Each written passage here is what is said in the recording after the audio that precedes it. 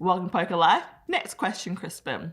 If poker is clearly a game of skill, why do so many governments believe it's a game of chance?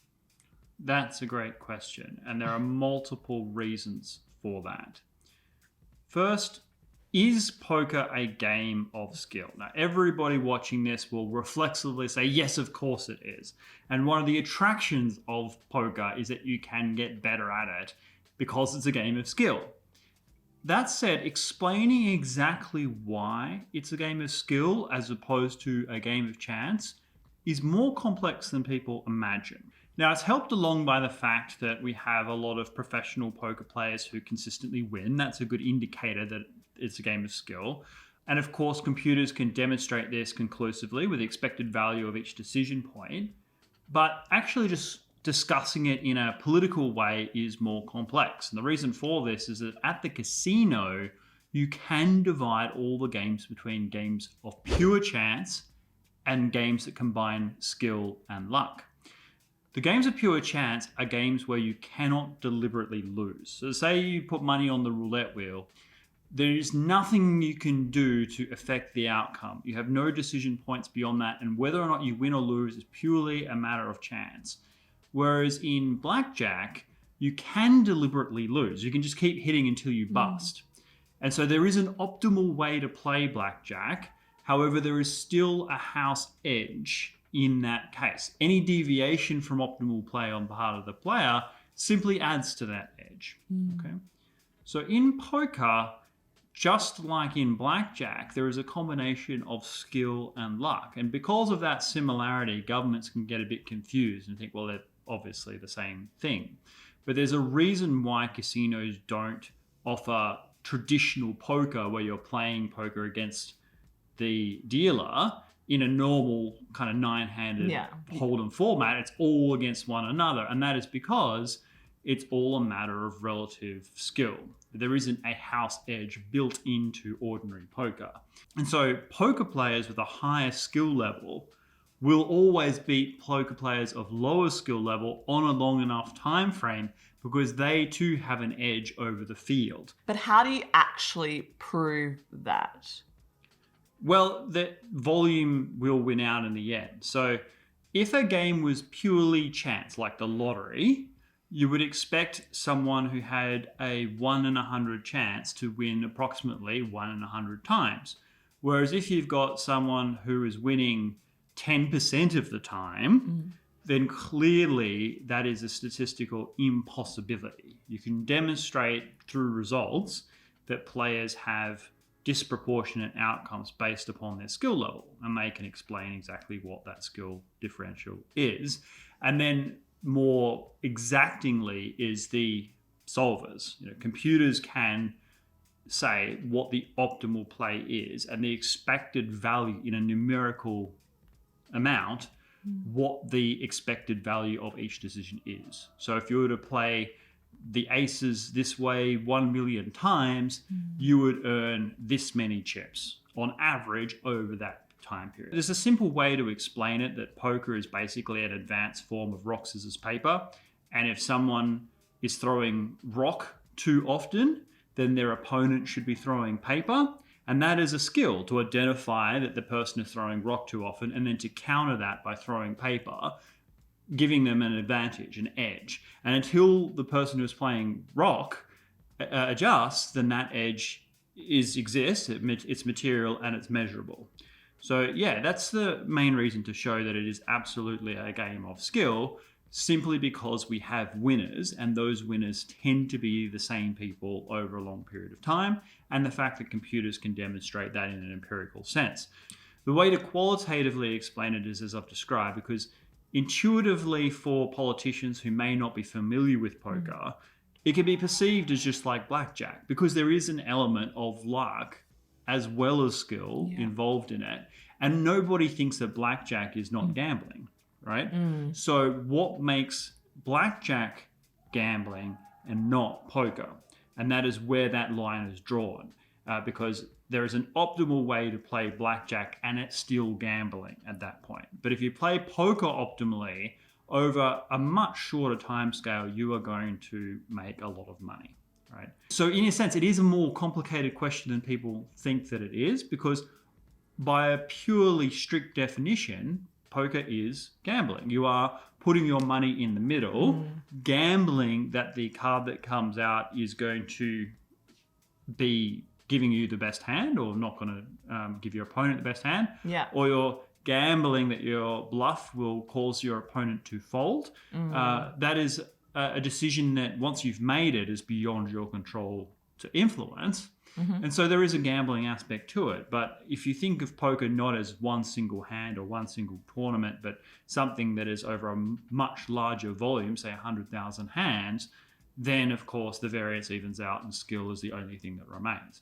Just like in blackjack, if someone is playing perfect blackjack, well, if they play 1,000,000 hands against the house, they're still going to lose money even though they've been playing perfectly, because there is an edge built into the game itself that the house has. It's like a hybrid then between like gambling and any other competitive sport. any other sport. Yeah, and that's the other challenge that we have, is that the history of poker is closely tied with gambling. So if you go back to how poker developed and then became popular, it became popular in saloons, card rooms, and casinos where it was gambling. And the people who played poker were people that were frequenting the casinos, therefore they were gamblers. They would go to the casino, they'd play a whole bunch of things, and they would play poker. Whereas in recent decades, poker has been completely taken over by those who would not gamble otherwise. Okay, they're not people that go to the casino to play the blackjack and the roulette and then jump on the poker table. They're there purely to play poker, and outside of the poker context, they have no understanding of the various games that are on offer. They just go and play poker because they're a completely different demographic, and we can show this quite clearly. The research that has been done on who the poker players are is actually quite limited relative to other forms of gambling for various reasons. But one thing we do know is that they tend to be of higher intelligence, more well-educated. They often have jobs and careers that are quite advanced outside of poker, much more so relative to your standard gambler. What attracts these types of people to poker specifically and not other games? It's a strategic game. It's a strategic sport. So just the same thing that would attract someone to chess attracts them to poker. And in recent times, we have seen chess players move into poker. Certainly, people like Charlie Carell, they're all well established. They started out with chess, they moved into poker. But even Magnus Carlsen, the world's best chess player, is now playing poker. And therefore, the skill set required is extremely similar and aligns closely. The only difference really between chess and poker is that chess is a game of complete information. You see all the pieces on the board and you can tell what the options are. You may not be able to calculate them or visualize them or abstractly think them through as well as your opponents, and certainly not as well as a computer. But the difference between that and poker is only that poker is incomplete information. You have to make probabilistic guesses based on the information that you have, not being able to see your own opponent's cards, not being able to know what the cards will come out on the community on the table. So there is that differential. But in terms of what the games are, they're strategy games and they're competitive sports. I would say that poker is similar in some ways to golf in two main respects. One, it's mostly a game that you play against yourself. Yes, you're competing against others, but the essence of poker is to reduce your mistakes and make it so that your opponents have the maximum possibility of making mistake themselves. Okay, that's what all deception is about in poker. And then secondly, just like in golf, luck obviously plays a significant role in poker, but the better golfers will ultimately beat the weaker golfers on a long enough timescale. So on any given hole of a golf course, the amateur might walk up and get a lucky shot and get a hole in one. But over the course of the whole tournament, they're going to be many strokes behind Tiger Woods and others because they don't have that consistency. But they get lucky, right? And professional golfers can get unlucky, okay? through no fault of their own. Like, things can just happen in a golf course. Yeah. And just like in poker, you can make an optimal decision that in the long run will maximize your financial return. But on any individual hand, you could get unlucky. And what makes poker appealing to large numbers of people is that anyone can win. So if I was a politician, Crispin, Yeah. and I wanted to regulate poker, how would you convince me that poker is a competitive sport and not a game of chance? Great. That is something that is a challenge for people all around the world in the poker community. And the way I would describe it is simply that look at who's playing poker and winning poker today, and do they look like gamblers to you? If you get the top 100 poker players in the world and you just put pictures of them on the screen, they are not the gambling types. They are nerdy, weedy guys. And you're like, do those people really seem like the casino types to you? And that will get the cogs thinking. And you say, these are the people, this is the constituency that you will make happy if you regulate in the way that it's a competitive sport, because that is the way they perceive it. And we can back that up mathematically. We can demonstrate that computers can absolutely be competitive in poker in a way that they cannot be competitive in roulette, right? You can't get an AI system to play roulette against the casino and win, okay? Therefore, skill is a major factor in poker, and we can demonstrate that empirically. So just those results should be enough to get people thinking, okay, who is actually playing poker, and how does a computer fare in this game? It's the same way that a chess computer would. And then on top of that, to kind of explain, if they want to know, the qualitative aspects of it, as I've described, that there is an edge built into the games of casinos, roulette, blackjack, and so forth, that no matter how well people play, they cannot overcome it.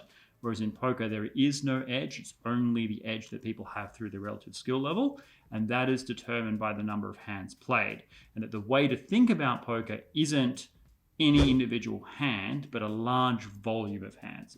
See how someone does over the course of 100,000 hands, and then is that statistically possible through random chance?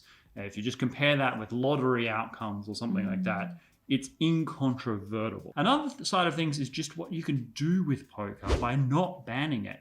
If you have major events, the WPT, the WSOP, coming to your district, coming to your area, that creates jobs, not for just casino? people.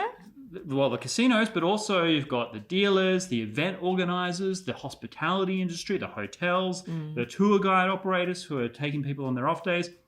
And all the money that's coming in is from outside. It's not creating social problems that are local. Like if you have a normal casino and you're getting a sort of a catchment area of people from the area, you have to think about as a politician, okay, what's the social harms that are going to result from having a casino where some people are going to develop gambling issues and so forth. These are things you should factor in. Whereas with poker, well, there's a lot of ability of players to self-regulate because it's a game of entertainment and competitiveness. Not for everybody. You do need to put safety measures in place. I'm absolutely in favor of that. But then if you have big poker events, all of the tourism that comes into your local area is from outside. People fly in from all over the world to play the WSOP main event, from every corner of the earth. And that money is flowing into the local economy, not from people who are desperate gamblers, but people who can afford to travel, get accommodation, get catering, all of that stuff, and buy into these major tournament events. So if you can demonstrate who the people are and say, look, okay, this is not your typical gambling issue where you create crisis in the home and crisis at work. This is a completely different form of competitive entertainment. And you can demonstrate that to politicians, then I think most of them realize the error of classifying it as a game of chance. Because factually it's not, and then socially in its broader policy impact from a political point of view, it's not the same thing either. So in no way is it reflective of typical gambling issues. Okay, great. So, bringing back to you guys, are the harms associated with poker enough to justify banning it? Should it be categorized as gambling or recategorized as competitive sport? Leave your thoughts and comments down below, and we'll see you next time. Ciao for now.